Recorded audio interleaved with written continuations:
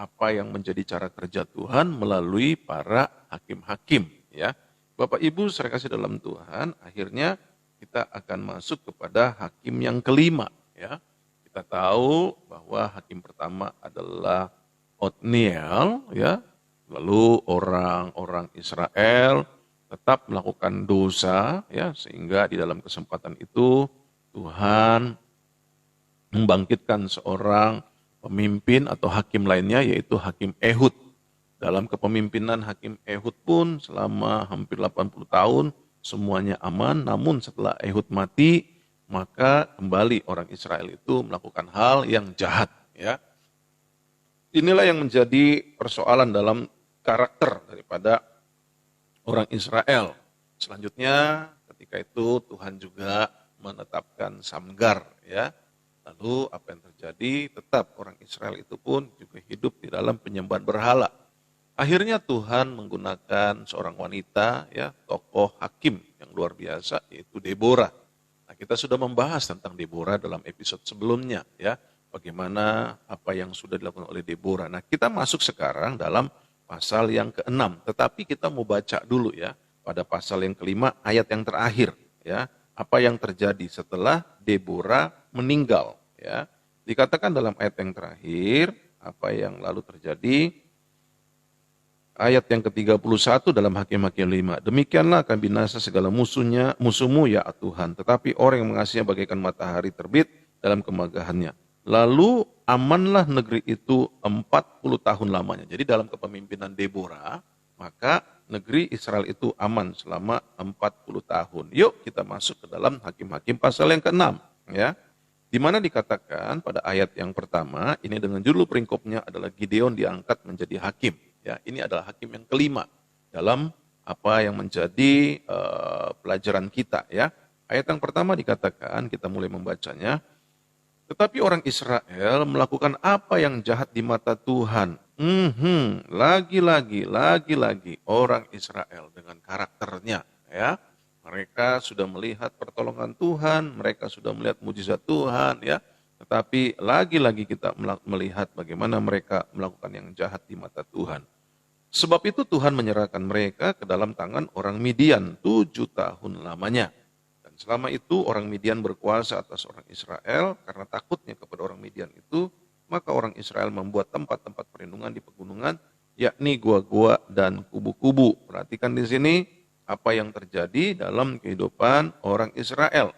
Ada orang-orang Midian yang berkuasa, ya. Lalu dikatakan dalam ayat yang ketiga, setiap kali orang Israel selesai menabur, datanglah orang Midian, orang Amalek dan orang-orang dari sebelah timur lalu maju mendatangi mereka. Berkemahlah orang-orang itu di daerah mereka dan memusnahkan hasil tanah itu sampai ke dekat Gaza dan tidak meninggalkan bahan makanan apapun di Israel, juga domba atau lembu atau keledai pun tidak. Nah, ini ya. Jadi dalam keberadaan orang-orang Israel pada waktu itu, mereka mengalami tekanan yang hebat. Bahkan ketika mereka pun juga menabur apa yang menjadi benih itu, maka mereka diganggu oleh orang-orang Midian, ya. Bahkan juga bukan hanya orang Midian, tetapi juga orang Amalek, ya. Nah, ini yang terjadi. Ayat yang kelima, sebab orang-orang itu datang maju dengan ternaknya dan kemahnya, dan datang itu berbanyak-banyak seperti belalang. Orang-orangnya dan unta-untanya tidak terhitung banyak yang sekaliannya datang ke negeri itu untuk memusnahkannya. Perhatikan di sini. Jadi mereka seperti belalang digambarkan bagaimana mereka diizinkan Tuhan, ya, karena dosa dan kesalahan orang-orang Israel tersebut. Nah, apa yang terjadi ayat yang ke-6 sehingga orang Israel menjadi sangat melarat, bukan cuma melarat Bapak Ibu Saudara, sangat melarat, ya. Inilah dampak dari apa yang menjadi pemberontakan kepada Allah. Inilah dampak dari orang yang meninggalkan Allah. Inilah dampak dari apa yang menjadi perbuatan-perbuatan dosa, ya. Kemiskinan, kemelaratan itu yang akan menyertai, ya. Nah, kita lihat lebih jauh di dalam ayat ini dikatakan sehingga orang Israel menjadi sangat melarat oleh perbuatan orang Midian itu, lalu berserulah orang Israel kepada Tuhan. Perhatikan di sini, setelah melarat baru berteriak kepada Tuhan, ya. Biasanya begitu kehidupan manusia. Setelah ada masalah dulu, setelah tekanan hebat, ya kan, setelah persoalan begitu kuat, menekan, mulai datang kepada Tuhan. Jangan begitulah. dalam iman Kristen kita ya.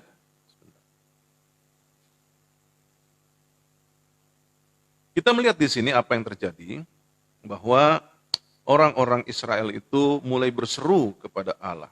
Ya, ayat 7, ketika orang Israel berseru kepada Tuhan karena orang Midian itu, maka Tuhan mengutus orang nabi kepada orang Israel yang berkata kepada mereka, beginilah firman Tuhan Allah Israel, akulah yang menuntun kamu keluar dari Mesir dan yang membawa kamu keluar dari rumah perbudakan. Bapak Ibu, saudara kasih dalam Tuhan, sampai di ayat ini kita bisa melihat cara kerja Allah.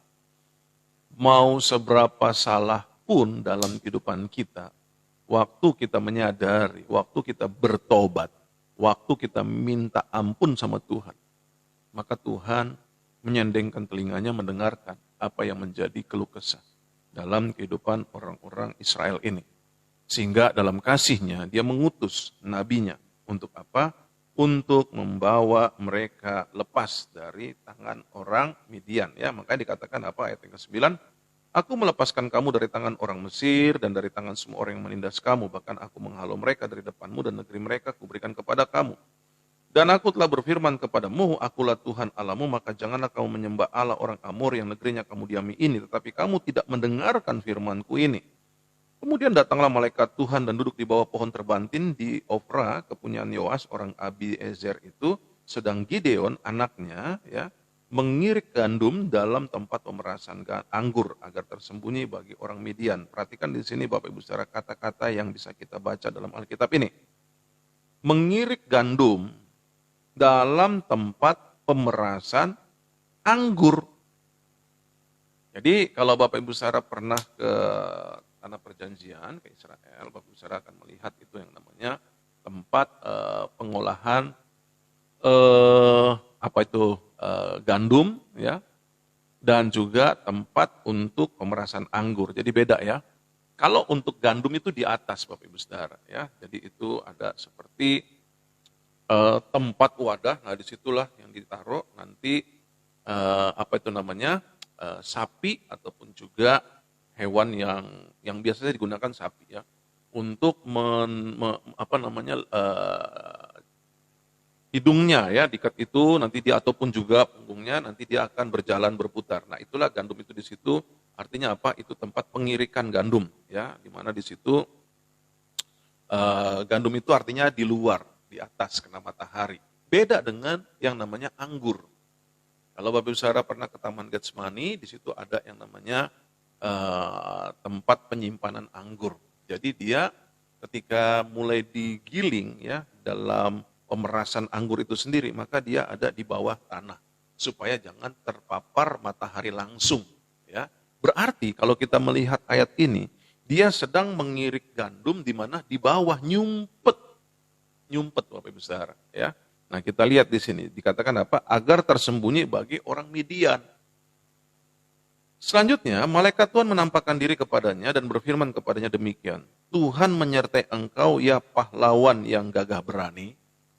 Ya, ini Tuhan nih kalau melihat orang itu tidak seperti apa yang menjadi hal yang dilihat oleh orang kebanyakan. Kalau kita menilai daripada Gideon di sini dengan menyumpet ya dari orang-orang Midian, artinya apa? Kita akan bisa melihat dan menghakimi dan mengatakan bahwa dia itu adalah penakut. Kenyataannya ya dia sembunyi dari orang Midian, ya kan? Itu bukan tempat pengirikan, tapi itu adalah tempat pemerasan anggur.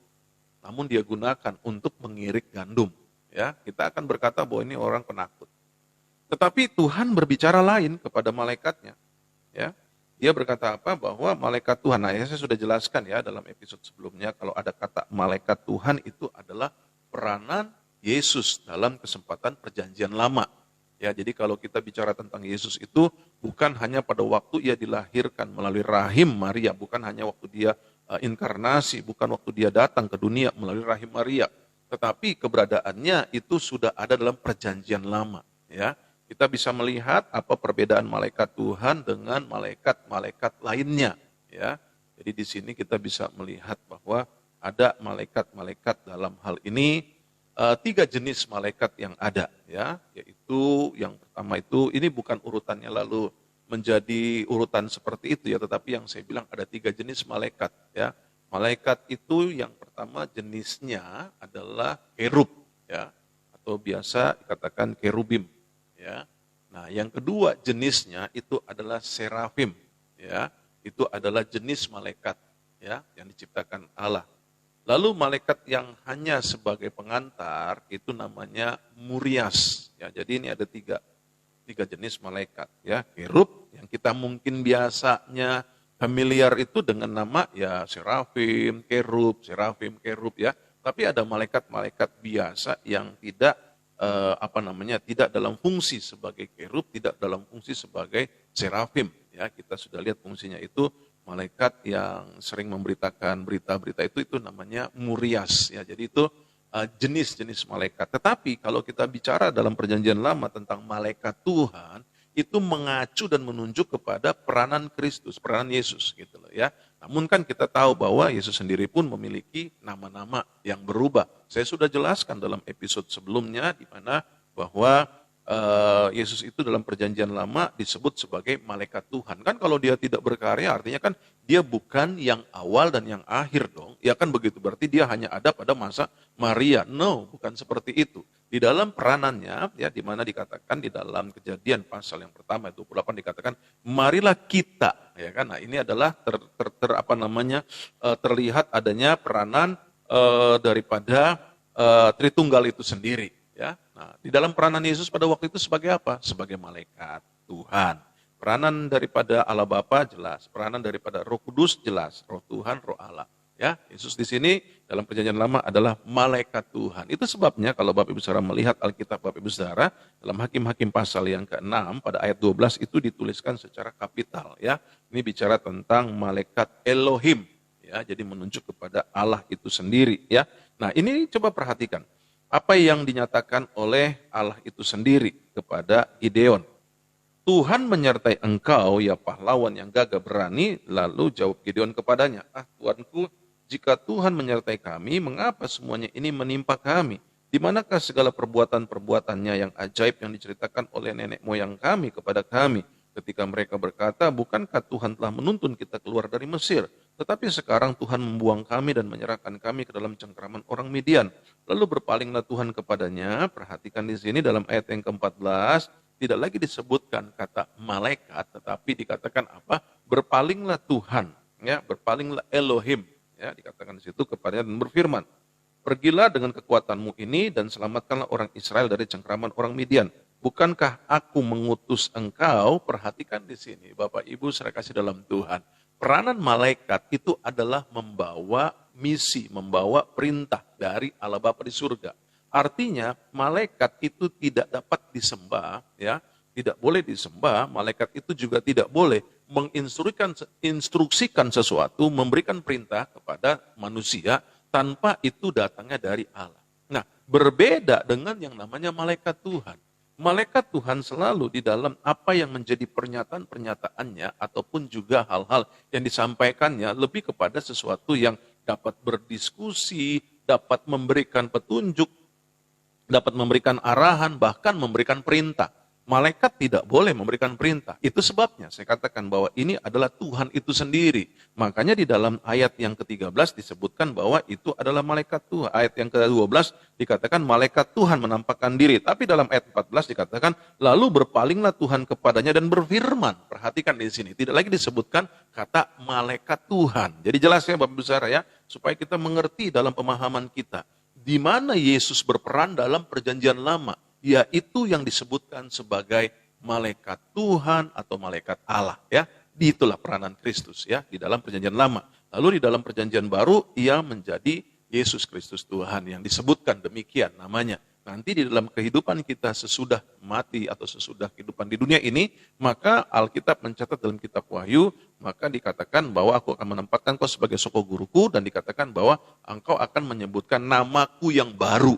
Ya, jadi ada lagi nama penyebutan buat Kristus yang kita tidak pernah tahu, ya. Tapi nanti di sana, ya. Oke, jadi jelas ya. Nah, sekarang kita melihat di sini apa yang dikatakan oleh Tuhan sendiri kepada Gideon. Pergilah dengan kekuatanmu ini dan selamatkanlah orang Israel dari cengkeraman orang Midian.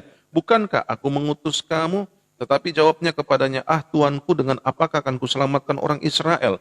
ketahuilah kaumku adalah yang paling kecil di antara suku Manasye. Jadi kita mulai belajar ya di sini bahwa Gideon itu adalah dari garis keturunan Manasye, ya. Oke. Selanjutnya apa yang dikatakan bahwa dan aku pun seorang yang paling muda di antara kaum keluargaku, ya. Jadi dia adalah anak yang paling muda dikatakan. Berfirmanlah Tuhan kepadanya, tetapi akulah yang menyertai engkau, sebab itu engkau akan memukul kalah orang Midian itu sampai habis, ya. Lihat di sini ada pernyataan-pernyataan Tuhan kepada Gideon. Maka jawabnya kepada Tuhan, jika sekiranya aku mendapat kasih karunia di matamu, maka berikanlah kepadaku tanda bahwa engkau sendiri yang berfirman kepadaku. Perhatikan di sini, ya. Janganlah kiranya pergi dari sini sampai aku datang kepadamu membawa persembahanku dan meletakkannya di hadapanmu. Firman-Nya, aku akan tinggal sampai engkau kembali. Masuklah Gideon ke dalam lalu mengolah seekor anak kambing dan roti yang tidak beragi dan seeva tepung. Ditaruhnya daging itu ke dalam bakul dan kuahnya ke dalam periuk. Dibawanya itu kepadanya, dibawa ke bawah pohon terbantin lalu disuguhkannya. Berfirmanlah malaikat Allah kepadanya, ambillah daging dan roti yang tidak beragi itu, letakkanlah ke atas batu ini dan curahkan kuahnya. Maka diperbuatnya demikian. Dan malaikat Tuhan mengulurkan tongkat yang ada di tangannya dengan ujungnya, disinggungnya daging dan roti itu, maka timbullah api dari batu itu dan memakan habis daging dan roti itu. Kemudian hilanglah malaikat Tuhan dari pandangannya. Maka tahulah Gideon bahwa itulah malaikat Tuhan, lalu katanya, celakalah aku, Tuhanku Allah, sebab memang telah kulihat malaikat Tuhan dengan berhadapan muka. Tetapi firman Tuhan kepadanya, selamatlah engkau, jangan takut, engkau tidak akan mati. Ya, kita tahu bahwa setiap orang yang berhadapan muka dengan Tuhan itu akan mati. Tetapi di sini ada anugerah Tuhan yang Tuhan berikan dalam kehidupan Gideon. Ayat 24, lalu Gideon mendirikan mezbah di sana bagi Tuhan dan menamainya Tuhan itu adalah keselamatan. Ya, mezbah itu masih ada sampai sekarang di Ofra, kota orang Abiezer. Ya. Pada waktu itu juga Tuhan berfirman kepadanya, ambillah seekor lembu jantan kepunyaan ayahmu, yakni lembu jantan yang kedua berumur 7 tahun, runtuhkanlah mezbah Baal kepunyaan ayahmu, dan tebanglah tiang berhala yang di dekatnya. Kemudian dirikanlah mezbah bagi Tuhan Allahmu di atas kubu pertahanan ini dengan disusun baik, lalu ambillah lembu jantan yang kedua dan persembahkanlah korban bakaran dengan kayu tiang berhala yang akan kau tebang itu. Kemudian Gideon membawa 10 orang hambanya dan diperbuatnya seperti yang difirmankan Tuhan kepadanya. Tetapi karena ia takut kepada kaum keluarganya dan kepada orang-orang kota itu untuk melakukan hal itu pada waktu siang, lalu maka dilakukannya pada waktu malam. Ketika orang-orang kota itu bangun pagi-pagi, tampaklah telah dirobohkan mezbah Baal itu, telah ditebang tiang berhala yang di dekatnya dan telah dikorbankan lembu jantan yang kedua di atas mezbah yang didirikan itu. Berkatalah mereka seorang kepada yang lain, siapakah yang melakukan hal ini? Setelah diperiksa dan ditanya-tanya, maka kata orang, Gideon bin Yoas. Jadi kita lihat ya. Jadi Gideon ini adalah anaknya Yoas, ya, dari keturunan Manasye, ya. Dialah yang melakukan hal itu. Sesudah itu berkatalah orang-orang kota itu kepada Yoas, bawalah anakmu itu keluar, dia harus mati karena ia telah merobohkan mezbah Baal, karena ia telah menebang tiang berhala yang di dekatnya. Tetapi jawab Yoas kepada semua orang yang mengerumuninya itu, kamu mau berjuang membela Baal atau kamu mau menolong dia? Siapa yang berjuang membela Baal akan dihukum mati sebelum pagi. Jika Baal itu Allah, biarlah ia berjuang membela dirinya sendiri. Setelah mezbahnya dirobohkan orang. Ya, jadi ini adalah sikap seorang ayah kepada anaknya, ya, yang membela. Jadi tahu memposisikan apa yang menjadi tanggung jawabnya.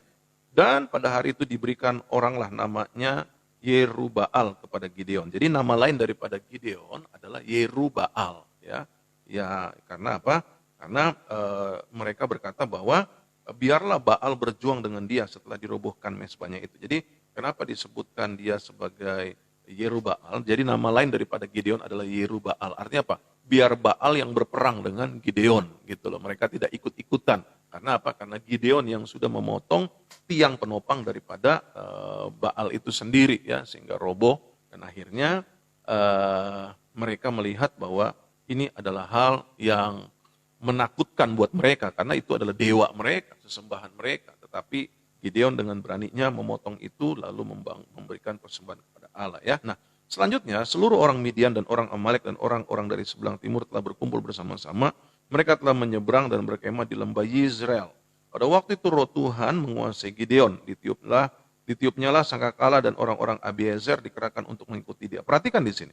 Selalu dalam cara kerja Allah, yaitu apa? Ada peranan 3 pribadi ini.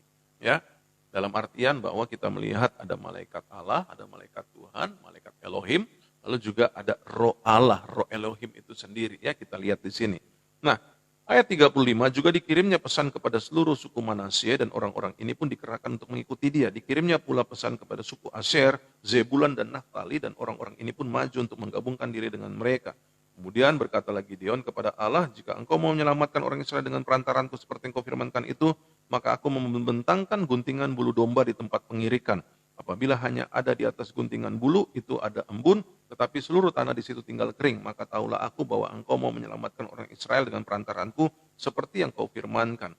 Dan demikianlah terjadi, sebab keesokan harinya pagi-pagi ia bangun, dipulasnya guntingan bulu itu, dan diperasnya air embun dari guntingan bulu itu secawan penuh air. Lalu berkatalah Gideon kepada Allah, janganlah kiranya murkamu bangkit terhadap aku apabila aku berkata lagi, sekali ini saja, biarkanlah aku satu kali lagi saja mengambil pencobaan dengan guntingan bulu itu, sekiranya yang kering hanya guntingan bulu itu, dan di atas seluruh tanah itu ada embun, dan demikianlah diperbuat Allah pada malam itu, sebab hanya guntingan bulu itu yang kering, dan di atas seluruh tanah itu ada embun. Jadi ini adalah hal yang juga menjadi sebuah saya mau katakan ya, keraguan-raguan lah dalam kehidupan Gideon ya. Berapa banyak dalam kehidupan kita pun juga mengalami hal yang kurang lebih seperti apa yang dialami oleh Gideon di dalam apa yang menjadi panggilan Tuhan dalam kehidupannya. Sehingga bukan hanya dia bertanya apakah yang akan dilakukan oleh Allah ketika dia memberikan makanan itu, maka malaikat Tuhan meletakkan tongkatnya kepada makanan itu, lalu terjadilah api, ya kan? Dan tetapi juga ketika ia mulai tidak lagi yakin, ya maksudnya dia masih tetap memiliki keraguan-raguan, apakah memang Tuhan yang memilih saya untuk memimpin bangsa ini untuk melakukan penyerangan kepada orang-orang Midian, maka dia membuat gulungan guntingan bulu domba ya, yang dia katakan apa? Kalau misalnya guntingan bulu domba ini kering ya, sementara itu tanahnya itu basah, atau sebaliknya. Dia bikin dua kali sebaliknya. Jadi bulu domba ini basah, lalu yang sebaliknya kering. Nah, itu yang pertama dia katakan bulu domba ini basah, lalu ininya kering, sekitarnya kering, tanah sekitarnya kering. Nah, tetapi dia juga masih belum yakin. Jadi dia bilang, oke, dibalik, ya kan begitu. Jadi bulu domba ini kering, tanah sekitarnya basah. Tuhan kerjakan, Tuhan tetap kerjakan, ya kan? Nah, berapa banyak kita dalam kehidupan kita seringkali juga tidak dapat mengerti apa yang menjadi suara Tuhan dalam kehidupan kita, ya. Ini yang saya mau katakan. Untuk kita dapat mengenali suara Tuhan, buat saya yang pertama, ya karena ini kan juga suatu keraguan-raguan yang dialami bukan hanya oleh Gideon, tetapi juga kita tahu bagaimana Samuel pun juga demikian, ya, ketika dia harus menetapkan memilih siapa yang akan menjadi pemimpin. Nah, ini yang saya mau katakan, di mana Samuel mendengar suara Tuhan juga ketika dia masih muda, ya, dia ingin tahu, dia kepada Imam Eli, ya, dia dikatakan gitu, Samuel, dia tidak mengerti bahwa itu Allah sedang memanggil. Nah, ini persoalan banyak anak-anak Tuhan, di mana mereka tidak memiliki kepekaan akan suara Tuhan. Sama dengan Gideon. Kalaupun juga dia merasa ada Tuhan bicara sama dia, lalu tetapi dia merasa masih ragu-ragu. Sederhananya bagaimana untuk kita dapat mengenali bahwa ini adalah suara Tuhan, dan kita memiliki keyakinan akan hal tersebut. Buat saya yang pertama, yang menjadi otoritas mutlak di dalamnya adalah Alkitab. Oke? Kalau kita membaca Alkitab, lalu kita berpegang kepada Alkitab itu apa yang dituliskan di dalamnya, maka kita akan mengerti bahwa itulah suara Tuhan. Karena apa? Karena Tuhan terikat dengan apa yang menjadi suaranya, yaitu firman-Nya. Ya, ini perlu juga untuk kita pahami. Yang kedua, hal yang harus kita pahami, bagaimana kita tahu bahwa itu adalah suara Tuhan, bukan hanya kita berpegang kepada Alkitab yang adalah mutlak adalah suara Tuhan. Yang kedua juga kita harus belajar untuk apa? Bergaul, Bapak Ibu Saudara, ya. Kita harus belajar untuk bergaul. Sebagaimana Yohanes 10:27 mengatakan bahwa di mana dikatakan domba-dombaku mendengarkan suaraku. Bagaimana mungkin kita bisa mendengarkan suara Tuhan kalau kita tidak dekat dengan Tuhan, kalau kita tidak sungguh-sungguh di dalam Tuhan. Ini juga adalah hal yang menjadi persoalan. Kita pengen dengar suara Tuhan, tapi kita tidak punya waktu untuk dekat dengan Tuhan. Kita pengen dengar suara Tuhan, tetapi kita tidak melekat kepada Tuhan. Tidak mungkin, saudara. Ya, ini perlu untuk kita pahami sebagai hal yang kedua. Nah, akhirnya, tindakan lebih lanjut lagi kalau kita tahu bahwa itu adalah suara Tuhan. Dari mana? Saya katakan yang pertama, pegang Alkitab. Yang kedua, mendekat kepada Tuhan, melekat kepada Tuhan. Yang ketiga, akhirnya apa? Yesus sendiri yang berkata bahwa setiap domba-dombaku itu akan mengenali, ya, setiap domba akan mengenali suara gembalanya. Nah itu yang saya mau katakan, ketika kita mulai dekat dengan Tuhan, tingkatan lebih jauh lagi, bahwa apakah Tuhan bicara kepada kita itu waktu kita mengenali suara Tuhan. Ya, dengan bagaimana? Saya mau katakan sederhananya bahwa ketika anak saya, ya 3 anak saya, salah satunya lah misalnya, ada di kumpulan teman-teman sekolahnya, lalu tiba-tiba dia bersuara, tiba-tiba dia berteriak, ya kan? Saya bisa tahu bahwa itu anak saya atau bukan. Atau sebaliknya, dalam kumpulan suara yang rame, riuh, pikuk dan sebagainya, saya mulai berkata saja sesuatu, bukan memanggil dirinya, ya kan? Saya mungkin berkata begini, jadi saudara-saudara, dia tahu bahwa itu adalah suara papanya. Kenapa? Karena kedekatan setiap hari saya bergaul dengan anak saya atau anak saya dekat dengan saya. Nah sama kita juga dengan Tuhan begitu. Kita akan peka dengan suara Tuhan kalau apa? Saya katakan tidak lepas dari firman Allah. Yang kedua, kita harus bergaul dengan Allah, kita melekat kepada Allah. Dan yang ketiga, kita pasti akan memiliki kepekaan. Apa yang menjadi suara Tuhan itu sendiri. Ya, ini adalah hal yang kita pelajari. Makanya jangan sampai kita seperti Gideon lagi gitu ya kan. Kita mau istilahnya mencoba-coba Tuhan gitu loh. Kalau memang ini suara Tuhan, coba Tuhan tunjukkan bahwa ini begini, ini begitu. Itu mah anak kecil ya kan. Bukan saya membuat posisi Gideon itu seperti anak kecil. Tetapi maklum. Kenapa? Karena berbeda masa perjanjian lama dengan masa perjanjian baru. Atau lebih tepatnya di masa kita sekarang ini. Kita sudah memiliki firman Allah, sementara Gideon tidak demikian. Dia hanya mendengar cerita bagaimana Allah menolong nenek moyangnya. Ya kan begitu. Tetapi kita sudah jelas kok, kita punya Alkitab yang jelas dalam tuntunannya, ya kan, di mana akhirnya kita berpegang kepada apa yang tertulis dalam Alkitab. Yang kedua, selanjutnya kita memiliki hubungan dalam doa, dalam persekutuan, ya kan, sehingga akhirnya kita bisa dapat semakin erat dengan Tuhan, ya. Membangun relasi dengan Tuhan. Dan selanjutnya kita akan tahu ketika kita setiap hari bergaul dengan Tuhan, dekat dengan Tuhan, mana yang suara Tuhan, mana yang suara hati nurani, mana yang suara intuisi, mana yang suara setan, mana yang suara daging. Kita akan mengenali. Kenapa? Karena ada kedekatan tersebut. Ya, jadi ini jelas ya Bapak Ibu Saudara untuk kita boleh pahami. Nah, melanjutkan kepada apa yang menjadi pembahasan kita dalam kesempatan ini berkaitan dengan Gideon, ya kita sudah melihat hal-hal apa yang sudah kita pelajari dalam kesempatan ini. Gideon adalah anaknya Yoas, ya. Gideon juga adalah dari keturunan Manasye, ya. Nah, kita tahu bahwa Gideon itu memiliki arti nama, ya, yaitu nama Gideon itu berarti adalah si penghancur, ya, atau pahlawan perkasa, ya, ataupun juga sebagai si penebang, ya. Nah, makanya dia berani itu menebang tiang tonggak penyembahan berhala Baal pada waktu itu, ya. Ini adalah hal yang luar biasa yang dimiliki daripada Gideon. Jadi maksud saya di sini Bapak Ibu Saudara sebenarnya bukan tidak punya arti nama Bapak Ibu Saudara. Coba deh cari tahu deh nama Bapak Ibu Saudara, ya. Cari tahu dalam kehidupan Bapak Ibu Saudara apa sih arti nama saya? Karena pasti deh ada maksudnya, ada maknanya di mana orang tua kita memberikan nama itu. Yang tentunya berdoa, ya kan, yang tentunya berdoa. 3 anak saya pun saya beri nama yang saya minta kepada Tuhan supaya mereka sesuai dengan karakter nama masing-masing. Ataupun juga memiliki kehidupan seperti apa yang orang tua taruh dalam kehidupan nama anak-anak tersebut. Nah, setelah saya cari tahu nama saya itu Alfredo. Alfredo itu dalam artiannya itu memiliki arti adalah kanselor, ya, kanselor. Saya juga tidak mengerti kalau akhirnya saya dibawa menjadi seorang konselor, ya kan begitu. Saya menjadi seorang yang memberikan nasihat, ya. Nah, itu dia. Jadi kalau nama masing-masing itu Bapak Ibu Saudara cari tahu, pasti Bapak Ibu Saudara akan terkondisi seperti itu, gitu loh, ya. Itu sedikit banyak. Makanya kalau kita kembali melihat nama Gideon itu disebutkan sebagai yang memiliki arti adalah pahlawan perkasa, ya. Di dalam pemahaman bahasa Ibrani, ya. Jadi itu adalah hal yang dikatakan sebagai arti nama daripada Gideon itu sendiri. Disebutkan juga sebagai penghancur, ya, si penghancur atau si penebang, ya. Itu namanya, dan dia disebutkan juga sebagai pahlawan perkasa. Beberapa arti yang berkaitan dengan nama Gideon. Nah, Bapak Ibu saudara kasih dalam Tuhan, apa yang bisa kita lihat di sini bahwa ketika Allah melihat bukan hanya dalam konteks pribadi daripada Gideon, tetapi juga dalam kebutuhan orang-orang Israel yang kepala batu, ya kan seperti itu. Maka Allah melihat bagaimana penderitaan mereka selama 7 tahun di bawah kekuasaan penindasan daripada orang-orang Midian dan Amalek. Nah, Tuhan membangkitkan seorang hakim kembali, yaitu Gideon. Nah, Bapak Ibu saudara kasih dalam Tuhan, mari kita melihat hal-hal apa yang menjadi pelajaran-pelajaran penting dalam kehidupan Gideon yang ada, ya. Kita mau melihat di sini ada hal-hal yang bisa kita pelajari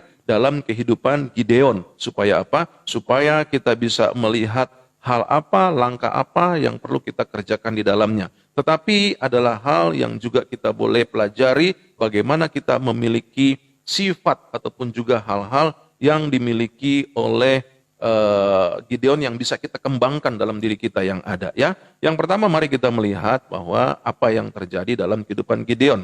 Dalam Hakim-Hakim pasal yang ke-6 dikatakan pada ayat yang ke-11, kita bisa melihat bahwa dia adalah seorang anak yang lugu, ya. Dalam pasal yang ke-6, Hakim-Hakim 6 ayat yang ke-11, mari kita kembali melihat ayat-ayat bacaan yang sudah kita baca. Pada ayat yang ke-11 dikatakan apa?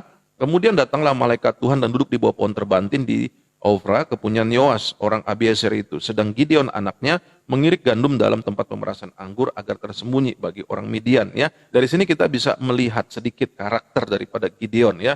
Dia adalah orang yang terlihat takut dengan Midian, ya. Makanya dia bersembunyi melakukan pengirikan gandum itu sendiri di pemerasan anggur, ya. Kita bisa memperhatikan di sini. Berarti hal ini juga bisa kita lihat dalam keberadaan kita. Siapa sih kita yang mungkin dalam keadaan situasi tertentu kita merasa takut, kita merasa gentar. Tetapi kita belajar dari Gideon bahwa seorang yang seorang anak muda yang lugu, anak muda yang juga memiliki kegentaran dengan Midian, ya kan, di mana dia bisa kita lihat menyembunyikan dirinya, maka hal yang sama juga kita bisa perhatikan dalam diri kita. Artinya Tuhan masih bisa pakai kok dalam apa yang menjadi kelemahan kita, kekurangan kita, asal kita mau untuk datang kepada Tuhan dan Tuhan mau pakai dalam kehidupan kita, ya. Yang kedua yang bisa kita pelajari dalam ayat yang ke-15, apa yang bisa kita lihat di dalam keberadaan daripada Gideon itu sendiri, ya. Apa yang dikatakan di situ dalam ayat yang ke-15, ayat Hakim-Hakim 6, tetapi jawabnya kepadanya, Tuhanku, dengan apakah akan kuselamatkan orang Israel? Ketahuilah, kaumku adalah yang paling kecil di antara suku Manasye. Itu perhatikan. Jadi dari suku Manasye itu ada kaum-kaum tersendiri, ya. Ada kaum ini, kaum itu, kaum itu. Nah, sementara kaum dari keturunan Yoas ini sendiri yang juga adalah keturunan di mana anaknya adalah Gideon, ini dikatakan lebih kecil lagi. Jadi sudah Manasye kecil lalu lebih lagi, ya kan begitu. Bahkan dikatakan apa?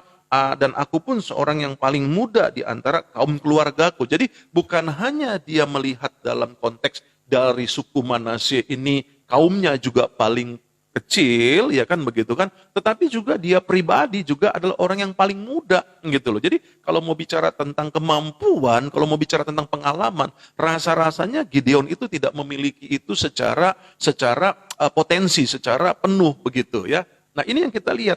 Akhirnya apa? Di dalam keberadaannya itu dia tetap menyatakan bahwa saya ini adalah orang yang memang kecil gitu, orang yang lemah, dari sukunya aja udah jelas lemah, dari keturunannya pun, dari kaumnya aja pun juga kecil. Lalu dari keluarga saya juga orang yang paling muda di antara saudara-saudara saya. Nah, kira-kira begitu ya Bapak Ibu Saudara. Nah, ini yang saya mau bilang, ada banyak alasan-alasan yang bisa kita ajukan kepada Tuhan ketika Tuhan ingin pakai dalam kehidupan kita, kalau itu adalah bersifat menolak untuk apa yang Tuhan ingin kerjakan. Tetapi kalau kita bicara tentang kenyataan, kita menyampaikan secara kenyataan, itu adalah bicara dalam konteks kerendahan hati, ya, sehingga dia menyadari, saya ini siapa? Saya ini bukan siapa-siapa kalau bukan karena anugerah Tuhan, kalau bukan karena kebesaran Tuhan. Jadi kita bisa lihat ya dari apa yang menjadi pernyataan daripada Gideon ini, kemana dia arahnya. Apakah memang dia mencoba menolak karena dia dalam sisi lain adalah sombong, atau karena dia memang sedang menyatakan dalam kualitasnya. Rasa-rasanya tidak mungkin deh secara ukuran umumnya, kan begitu kan? Karena dari Manasye yang kecil, lalu juga ada kaumnya juga yang paling kecil, lalu dari keluarga juga dia yang paling kecil gitu. Secara kualitasnya, rasa-rasanya tidak mungkin begitu untuk dia boleh memimpin bangsa Israel. Karena dia memakai ukuran umum. yang dimana di dalamnya orang yang akan dipakai itu adalah orang yang hebat, orang yang pintar, orang yang begini dan begitu dengan segala ketentuan-ketentuan yang ada. Sehingga pantaslah dia disebut sebagai pemimpin. Nah kira-kira begitu kan. Tetapi Tuhan bekerja dengan cara yang berbeda. Gitu loh, bagaimana dia melakukan hal-hal tersebut untuk apa? Untuk menyelamatkan bangsa Israel. Ya, jadi dari sini kita bisa melihat ya sifat lain dalam kehidupan Gideon maksud saya, di mana dia bukan hanya dikatakan orang muda yang lugu, tetapi juga adalah orang muda yang menyadari dirinya, ya. Dengan kata lain dia adalah orang yang rendah hati, ya. Nah selanjutnya apa dikatakan bahwa jelas di mana dalam Hakim-Hakim pasal yang ke-7, Bapak Ibu Saudara lihat. Jadi kalau kita bicara Gideon itu, Gideon ada di pasal 6, 7 dan 8. Ya Bapak Ibu Saudara ya, secara lengkapnya nanti Bapak Ibu Saudara bisa membacanya dalam pasal 6, 7 dan 8. Nah, kita lihat di sini di dalam Gideon pasal yang ke-7 apa yang menjadi karakter daripada Gideon yang lainnya ya. Dikatakan apa di situ? Maka jelas ya pada Gideon pasal yang ke-7 pada ayat yang pertama dikatakan apa di situ? Disebutkanlah tentang Gideon itu, adapun Yerubbaal itulah Gideon. Nah, ya, jadi jelas di sini bahwa disebutkan bahwa dia itu adalah Gideon, nama lainnya adalah Yerubbaal, ya, di mana dia disebutkan sebagai orang yang berani, orang yang memotong-motong dewa Baal, ya. Makanya dikatakan Yerubbaal itu artinya biar Baal yang berperkara kepadanya, biar Baal yang berperang dengan Gideon, kira-kira begitu. Maka disebutkan namanya adalah Yerubbaal, nama lain daripada Gideon di dalam penyebutan mereka kepada Gideon ya. Nah, apa yang bisa kita pelajari dalam kesempatan pagi hari ini? Jelas bahwa hal-hal inilah hal-hal yang luar biasa yang dimiliki oleh Gideon ya. Bapak Ibu saya kasih dalam Tuhan, saya pikir sama seperti pembahasan saya berkaitan dengan Deborah ya. Saya pikir tidak akan tuntas saya bacakan ataupun juga saya sampaikan, ataupun juga saya berikan kepada Bapak Ibu Saudara. Jadi minta maaf karena keterbatasan waktu yang ada di mana Bapak Ibu Saudara akan bekerja ya. Besok kita lanjutkan ya pembahasan tentang Gideon bagian yang kedua ya. Tetapi di sini adalah hal-hal yang menjadi dasar dulu supaya kita bisa mengerti dan akhirnya kita boleh melihat bahwa enggak bisa kita jadikan alasan bahwa karena kita itu adalah orang yang tidak pintar, kita bukanlah orang yang kaya, kita bukanlah orang yang hebat, kita bukan orang yang terkenal untuk menjadi alasan kita tidak dipakai Tuhan. Tidak, ya. Tuhan tetap pakai siapapun di dalam apa yang menjadi kerinduan hati Tuhan khususnya untuk menyelamatkan. Jadi ingat, kalau kita dipakai Tuhan itu bukan untuk diri kita. Tetapi ada rencana Tuhan, ada rancangan Tuhan yang Tuhan sedang siapkan untuk apa? Untuk banyak orang. Ya, ini penting supaya akhirnya kita mengerti bagaimana kita di posisi kita tahu bahwa kita ini tetap harus menjadi berkat, kita tetap harus menjadi solusi, kita tetap harus menjadi jalan keluar buat setiap persoalan-persoalan orang di dalamnya ya. Mulai dari keluarga rumah tanggamu, engkau adalah menjadi berkat buat suamimu, engkau menjadi berkat buat istrimu, engkau menjadi berkat buat anak-anakmu, engkau menjadi berkat buat orang tuamu. Mulai dari hal itu saja ya. Nah, ketika kita mulai dengan hal seperti itu, maka Tuhan akan mempercayakan secara hukumnya. Barang siapa dapat kupercaya dengan perkara yang kecil, ia akan kupercaya dengan perkara besar ya. Puji Tuhan. Bapak Ibu Saudara, minta maaf dalam kesempatan pembahasan Gideon ini. Akhirnya kita akan lanjutkan dalam pembahasan Gideon bagian yang kedua ya. Berkaitan dengan apa sih yang menjadi rahasia Gideon ya. Bagaimana dia bisa mengalami hal-hal luar biasa. Kita nanti akan melihat bagaimana ia boleh memerintahkan dari 22.000 orang ya kan yang diseleksi oleh Tuhan kepada Gideon diperintahkan ya sampai akhirnya 10.000. Lalu selanjutnya ya apa yang diperintahkan sampai akhirnya 700 orang. Sampai akhirnya terus diseleksi lagi 300 orang. Ini bukan tanpa makna kata-kata itu atau angka-angka itu ya. Dalam pelajaran numerologi ya kan, di mana kita akan melihat bagaimana arti kata 300 itu sendiri nantinya ya. Puji Tuhan, Bapak Ibu saya dalam Tuhan. Sampai di sini dulu pembahasan kita berkaitan dengan Gideon bagian pertama ya. Kita sudah melihat bagaimana Tuhan mengangkat hakim berikutnya sebagai hakim yang kelima yang sudah kita pelajari dalam kitab Hakim-Hakim ini setelah Otniel, Ehud, Samgar, Deborah, lalu kita masuk kepada Gideon ya. Puji Tuhan, terima kasih buat apa yang menjadi kebersamaan Bapak Ibu Saudara, dan biarlah kiranya berkat Tuhan senantiasa memberkati dalam kehidupan Bapak Ibu Saudara yang ada. Amin.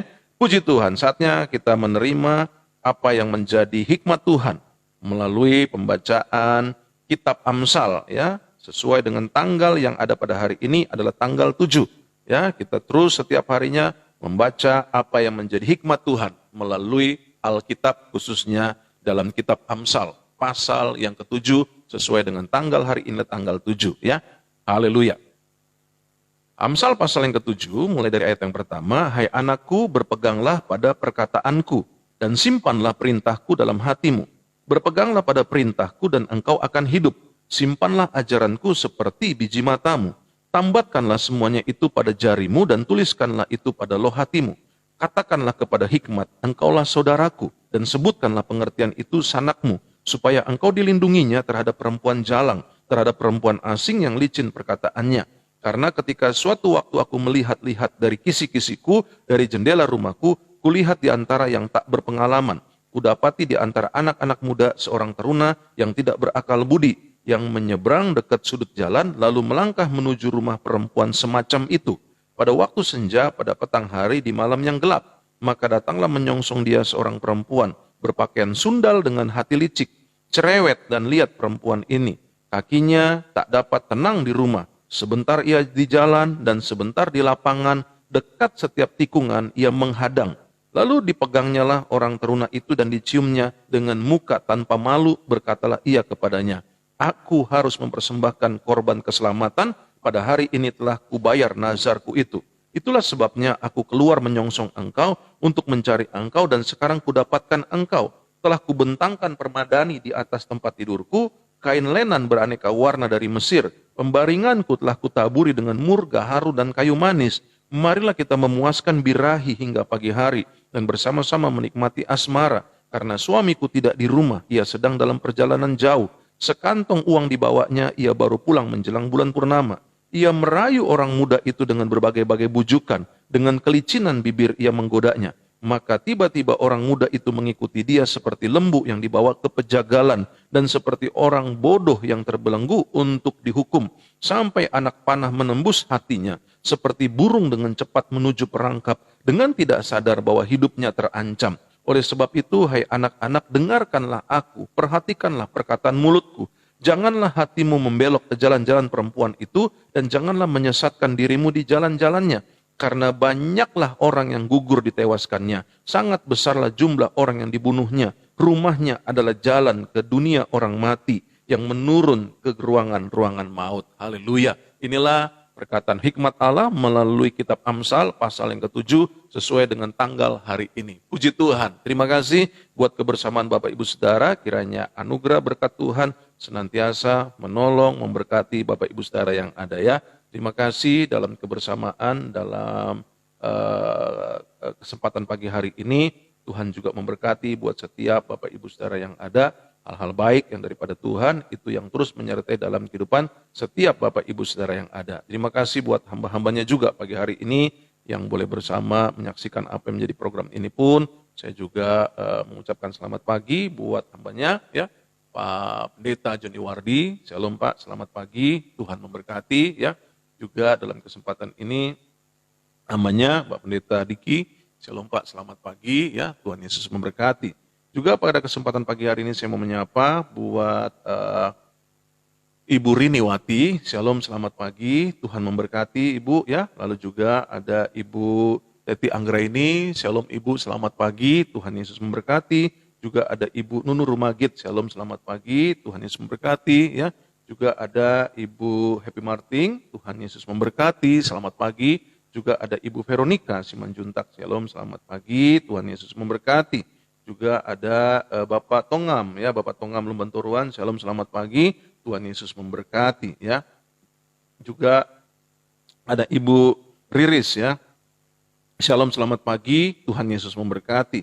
Juga ada Ibu Syani ya, Ibu Syani Santoso, shalom selamat pagi, Tuhan Yesus memberkati. Puji Tuhan. Terima kasih sekali lagi buat setiap Bapak Ibu Saudara yang ada ya. Juga ada Ibu Uni Nisana ya. Shalom, selamat pagi. Tuhan Yesus memberkati. Puji Tuhan, haleluya. Ya, kiranya anugerah pertolongan berkat Tuhan itulah yang menjadi bagian dalam kehidupan setiap kita semua yang ada. Puji Tuhan, Bapak Ibu, saatnya kita akan memasuki hari Rabu ini lebih jauh lagi dalam kesempatan pagi hari ini, siang nanti, sore, bahkan malam hari nanti. Jangan lupa setiap malam kita ada doa malam dan juga dalam kesempatan malam hari nanti ada program Abang Jago, ya, di mana saya membahas tentang hal-hal yang berkaitan dengan kuasa-kuasa okultisme, ya, dengan kuasa-kuasa kegelapan, kuasa-kuasa setan, ya. Puji Tuhan, haleluya. Pak Devri, selamat pagi, ya. Tuhan juga memberkati, ya, juga buat Ibu Yulianus, ya. Selamat pagi, Tuhan Yesus memberkati. Puji Tuhan, haleluya. Kita berdoa. Bapak, terima kasih buat anugerah-Mu di kesempatan pagi hari ini. Kembali kami boleh ada sebagaimana kami ada. Kami bersyukur dalam anugerah Tuhan. Kami bersyukur dalam kasih Tuhan. Kami bersyukur dalam cinta Tuhan. Berkati setiap Bapak Ibu Saudara dalam dagang mereka, dalam toko mereka, dalam usaha mereka, bahkan di dalam segala aktivitas kegiatan hidup mereka yang ada. Hal-hal baik yang daripada Tuhan, itulah yang menjadi bagian dalam kehidupan setiap Bapak Ibu Saudara yang ada. Kesehatan mereka, keluarga mereka, di dalam penjagaan Tuhan, dalam perlindungan Tuhan, di dalam berkat-berkat Tuhan. Begitupun pagi hari ini kami berdoa, memberkati buat keluarga rumah tangga yang ada, suami, istri, orang tua, mertua, anak-anak, anak mantu, cucu, semuanya diberkati Tuhan. Terima kasih Bapak di surga, hal-hal baik yang daripada Tuhan, itulah yang menjadi bagian dalam kehidupan setiap Bapak Ibu Saudara yang ada. Kami juga berdoa, Tuhan kiranya juga menolong, memberkati, buat daerah-daerah yang mengalami bencana alam, khususnya juga buat NTT, buat Kupang, Tuhan campur tangan, buat NTB juga Tuhan campur tangan, Tuhan tolong, berkati Tuhan, hiburkan, kuatkan mereka yang ada. Bahkan kami juga berdoa biar dalam kesempatan ini di mana bantuan-bantuan juga boleh datang untuk NTT maupun NTB yang ada. Kami berdoa dalam nama Tuhan Yesus, hal-hal baik yang daripada Tuhan, itulah yang menyertai dalam kehidupan setiap mereka yang mengalami bencana alam. Tuhan Yesus, kami juga berdoa, kiranya damai sejahtera-Mu turunlah atas Indonesia. Berkat Tuhan memberkati atas Indonesia. Kami juga berdoa buat setiap gereja-gereja Tuhan di mana-mana tempat Tuhan berkati, hamba-hamba Tuhan yang melayani di mana-mana tempat pun Tuhan kiranya juga menjaga, melindungi, bahkan memberkati. Kami juga menolak segala radikalisme, kami juga menolak setiap apapun yang menjadi intimidasi atas hamba-hamba Tuhan, atas gereja-gereja Tuhan di mana-mana tempat. Ada penjagaan Tuhan, ada perlindungan Tuhan atas setiap mereka yang ada. Terima kasih Bapak di surga, kami juga berdoa memberkati bangsa kami Indonesia. Shalom Allah turun atas Indonesia. Berkati Bapak Presiden, Bapak Wakil Presiden, berkati para menteri, berkati para kepala daerah, berkati juga para pemimpin-pemimpin bangsa kami yang ada di dalam tugas dan fungsi mereka. Roh takut akan Tuhan turun, bahkan juga di dalam mereka melakukan hal-hal dalam kepemimpinan, ada hikmat yang daripada Allah yang memimpin atas setiap mereka yang ada. Terima kasih Tuhan Yesus, dalam kesempatan pagi hari ini pun juga kami berdoa buat keamanan negeri kami Indonesia. Berkati TNI, berkati Polri, berkati Panglima TNI, berkati juga buat Kapolri yang ada. Dalam nama Tuhan Yesus, kiranya berkat Tuhan memberkati keamanan atas bangsa kami Indonesia. Berkati juga Tuhan buat para medis, Tuhan berkati dokter, perawat, suster, brother, Tuhan kiranya memberkati. Bahkan kesehatan setiap para medis pun dalam penjagaan Tuhan. Bahkan juga kesehatan para keluarga medis pun juga dalam penjagaan Tuhan. Kami berdoa buat vaksin yang diselenggarakan, semua boleh berjalan dengan baik dan lancar. Dalam nama Tuhan Yesus, kiranya damai sejahtera Tuhan turun atas Indonesia, shalom Allah turun atas Indonesia. Haleluya. Akhirnya Bapak Ibu saudara dalam Tuhan, ingatlah bahwa sesungguhnya Allah itu baik. Sekali-kali Ia tidak pernah meninggalkan kita. Arahkan hati dan hidupmu kepada Tuhan, terimalah berkat yang datangnya dari Allah Bapa, kasih anugerah daripada Tuhan Yesus Kristus, penyertaan, penghiburan, pengurapan, persekutuan daripada Allah Roh Kudus, turun atas kehidupanmu, atas kehidupan keluarga rumah tanggamu, atas kehidupan masa mudamu, masa tuamu, bahkan anak dan cucumu. Mulai pagi hari ini sampai Maranatha Tuhan datang kembali untuk menjemput setiap kita yang percaya, mengasihi, mencintai, bahkan melayaninya. Haleluya. Mari kita sempurnakan doa kita sebagaimana Tuhan Yesus ajarkan doa ini dan kita naikkan doa ini secara bersama-sama. Haleluya. Bapa kami yang dalam kerajaan surga, dikuduskanlah namamu, datanglah kerajaanmu, jadilah kehendak-mu di bumi seperti di surga. Berikanlah kami pada hari ini makanan kami yang secukupnya, dan ampunilah kami akan segala kesalahan kami, seperti kami juga mengampuni orang bersalah kepada kami. Dan janganlah membawa kami ke dalam pencobaan, tetapi lepaskanlah kami dari orang yang jahat, karena Engkau yang punya kerajaan dan kuasa dan kemuliaan sampai selama-lamanya. Haleluya. Amin. Puji Tuhan. Bapak Ibu saudara kasih dalam Tuhan, ingat, Yesus Kristus Tuhan. Yesus Kristus tetap Tuhan. Yesus Kristus selama-lamanya Tuhan. Hanya Tuhan Yesus Kristuslah satu-satu jalan keselamatan untuk kita sampai dan masuk ke surga. Haleluya. Sukses menyertai Bapak Saudara. Tuhan Yesus